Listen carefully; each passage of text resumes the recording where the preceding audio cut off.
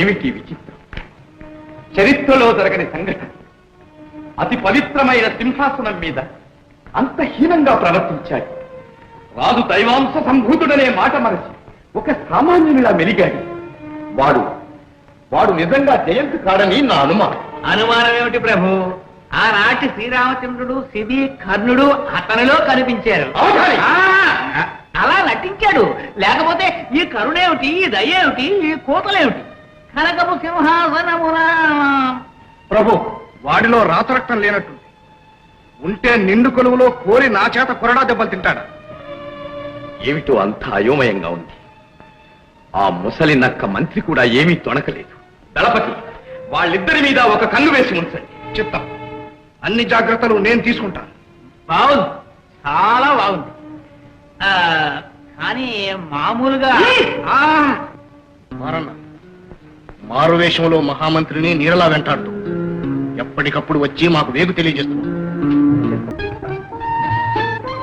మహారాణి, ఇంత రాత్రి వరకు మీరు మేల్కొని ఉంటే మీ ఆరోగ్యం చెడిపోదు. నా ఆరోగ్యం కంటే మీ ఆరోగ్యం ముఖ్యమన్న సంగతి మీరు మర్చిపోతున్నారు. అవును, ఇప్పటిదాకా ఎక్కడికి వెళ్ళారు? అవును, ఎక్కడికి వెళ్ళాను? ఒక ముఖ్యమైన రాజకార్యం మీద వెళ్ళాను. అబ్బబ్బబ్బబ్బా, ఈ పట్టాభిషేకమైనప్పటి నుంచి ఒక్క క్షణం తీరిక లేకుండా ఉన్నది.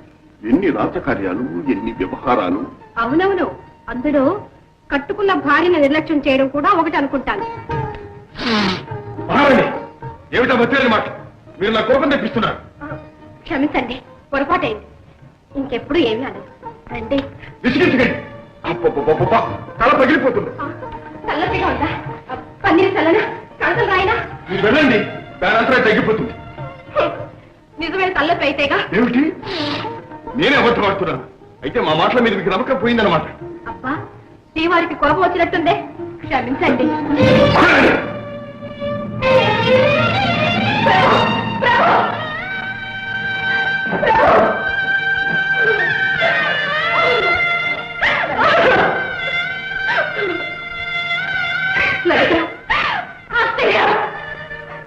చూసారా అత్తయ్య, మీ అబ్బాయి ఎలా వెళ్ళిపోతున్నారు? ఇదంతా నా కర్మ. ఏ జన్మలో ఏ దంపతులు విడదీశాను, ఈనాడు అనుభవిస్తున్నాను. చిరంజీవికి ఇంకా చిన్నతనం అమ్మా. క్రమంగా అన్నీ సర్దుకుంటాయి. నువ్వు ఓర్పుతో ఉండాలి తల్లి. మంత్రి గారు, ఈ నాటకం కట్టి పెట్టండి, లేకపోతే కొంప మునుగుతుంది. ఏమైంది?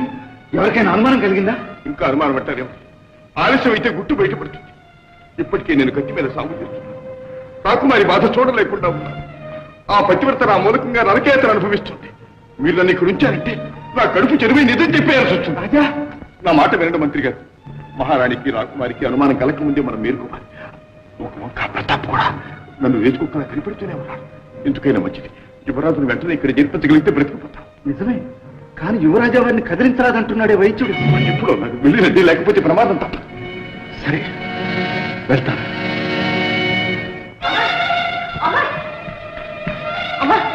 ఏమి మహారాజు గారు కోట బయట కొల్లేరమ్మ తోటలో ఎవరో ఒక అమ్మాయితో రోజు రాత్రి పూట రహస్యం కలిసి ఆటలు పాటలు.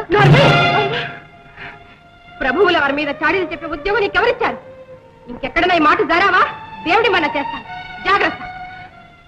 తప్పైందమ్మా, మన్నించండి.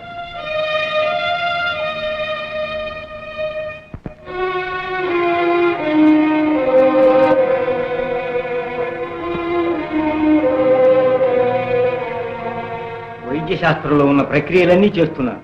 ప్రభువులు కోలుకుంటున్నారు. ఇంకా స్పృహ రాలేదు. స్పృహ రావడానికి ఎంతకాలం పడుతుంది? వచ్చే సూచనలు కనిపిస్తున్నాయి. త్వరగా రావాలి. అక్కడ పరిస్థితులు విషమించకుండా యువరాజు లేచేలా చూడాలి. అలాగే. ఏమిటి?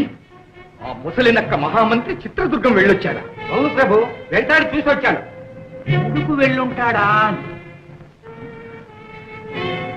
వెళ్ళి చూస్తే ఎందుకు తెలుస్తుందిగా.